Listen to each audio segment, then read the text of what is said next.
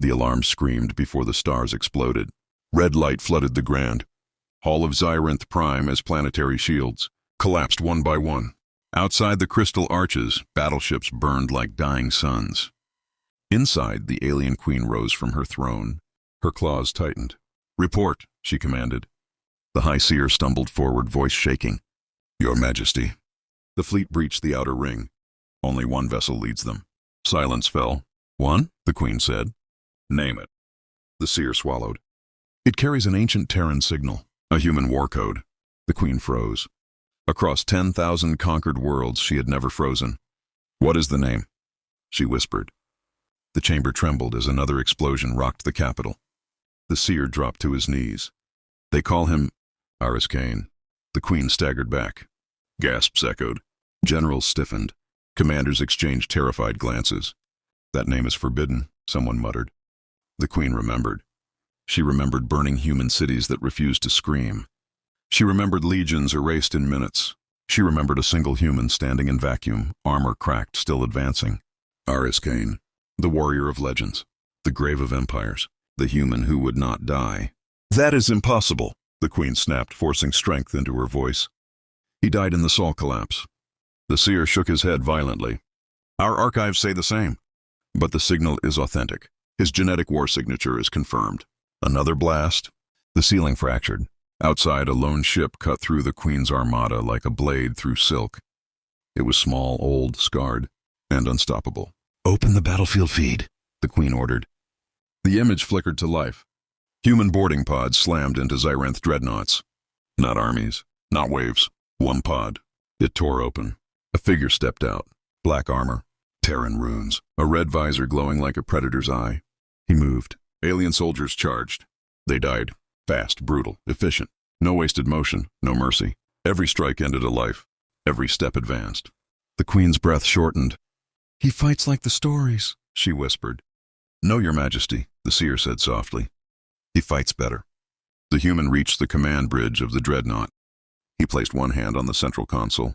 The ship went dark. Then it exploded. The feed cut. A new signal forced its way through every channel in the palace. Every screen, every communicator. A single human voice filled the world. Calm, controlled, unafraid. "Zyrinth Queen," the voice said. "You took my people. You burned my home. Now I take everything." The queen fell to one knee. Around her, an empire realized the truth. This was not an invasion. This was an execution. And Kane had finally arrived. The palace sealed itself in layers of living metal. Too late. Across Zyrinth Prime, cities went dark as systems failed one by one. Defense grids turned inward. War factories detonated from the inside. Satellites fell like rain. One human, one ship, an empire bleeding. Queen Zalara forced herself upright. Fear was a luxury she could not afford. "Activate Project Eclipse," she ordered. The chamber stiffened. A general stepped forward, voice tight. "Your Majesty." Eclipse was designed to stop gods. "Then release it," the queen hissed. "Because that human is one." Deep beneath the capital, ancient machines awakened. Bioweapons older than written history unfolded their limbs. Prison worlds unlocked. Things that had never seen light screamed in anticipation. But even as Eclipse armed itself, alarms returned. Different this time. Closer. "He is planetside," a commander said. He breached through the shield on foot. Impossible. No being walked through a planetary shield and lived. The battlefield feed returned. Kane marched through the capital streets. Alien armor units surrounded him, weapons glowing. He did not slow. He did not run. He walked. Plasma fire hit him head on. The air turned white. When the smoke cleared, he was still there. His armor cracked. His visor burned brighter. He raised one hand. A shockwave ripped outward. Buildings collapsed. Soldiers vanished. Streets folded like paper. The queen's claws dug into the throne. "So the legends were incomplete," she murmured. A memory surfaced, buried, suppressed.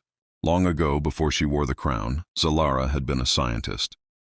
She had studied humanity. Not their ships, not their weapons, their refusal to stop. "They do not escalate," she had once written. "They end." "He is heading for the palace," a guard shouted. The queen turned away from the screen.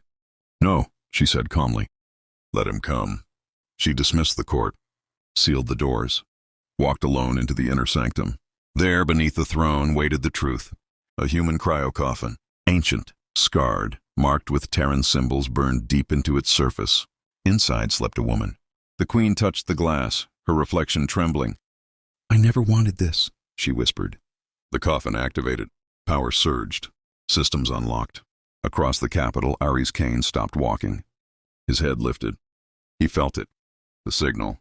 Human. Alive. "Release her," his voice thundered across the planet. Not shouted, commanded. The queen straightened her crown. "She is the reason you replied through the channel. She is the reason your species still exists." Kane's fist clenched. "Then you have already lost," he said. The sky split open. Project Eclipse emerged vast, monstrous, alive, and Ares Kane smiled behind his visor. "Good," he said. "Now I don't have to hold back." Project Eclipse descended like a living nightmare. It was not a machine. It was not a creature. It was a memory weapon. Billions of fused minds screamed inside its shifting body. Worlds conquered. Species erased. Every tactic learned. Every fear catalogued. It spoke without sound. Ares Kane staggered. Not from force. From voices. Human. Alien. Dead. The queen watched from the sanctum as Eclipse wrapped reality around itself. Streets folded. Gravity inverted. Time stuttered. "This ends now, Ares Kane," she said quietly. Eclipse attacked. The ground shattered beneath Kane's feet. Spires of dark matter pierced the sky. The weapon adapted instantly to every movement he made. First strike missed. Second strike learned. Third strike hit. Kane slammed through 3 city blocks, armor screaming. He rose slowly. Blood floated inside his helmet. "So this is your god killer," he said. Eclipse responded by becoming one. It mirrored his movements. His speed. His violence. For the first time in decades, Ares Kane was pushed back. The queen exhaled. Then Kane laughed. A raw human sound, broken, furious. "You made one mistake," he said. He reached to his chest, pulled something free. A broken Terran insignia. Eclipse froze. The voices inside it screamed louder. "Humans don't surrender," Kane said. "We pass the torch." The insignia ignited. Across the galaxy, dormant signals woke. Human colonies long thought dead flared alive. Hidden fleets decloaked. AI war minds unlocked sealed directives. And beneath the throne, the cryocoffin shattered. The woman inside gasped awake. Her eyes opened. Gold. Human gold. Queen Zalara stepped back in horror. "No, impossible." The woman stood, weak but smiling. "Hello, Zalara," she said. "You kept me alive longer than I expected." Kane felt her presence. His knees hit the ground. "My queen," he whispered. The truth slammed into the alien queen. Humans had never crowned emperors. They crowned survivors.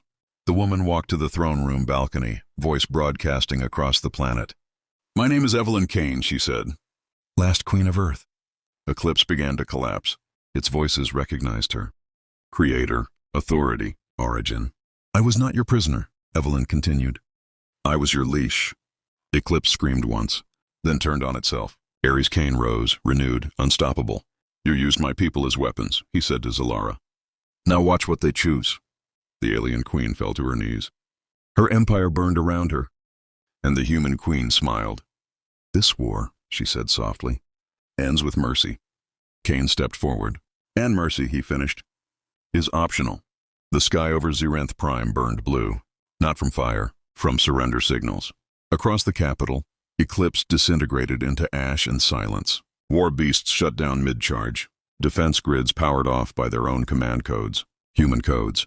Queen Zalara knelt alone on the shattered throne platform. Her crown lay cracked beside her. Ares Kane walked toward her.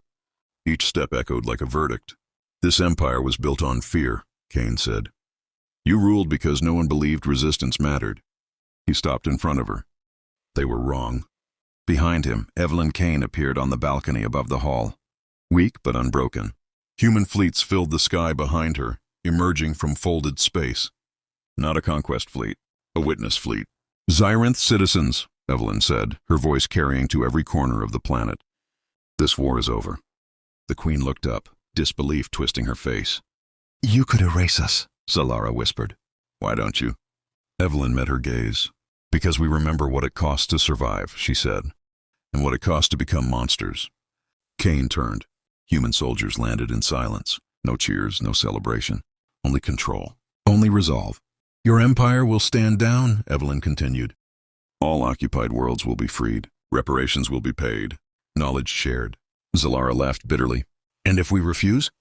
Kane's visor flared red. Then history ends here. Silence stretched.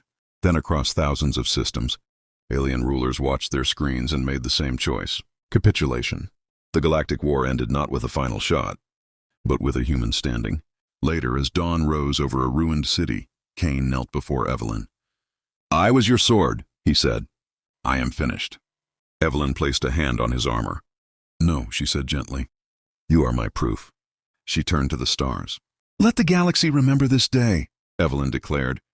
"Humans do not seek thrones." She looked at Kane. "We end them." The final transmission echoed through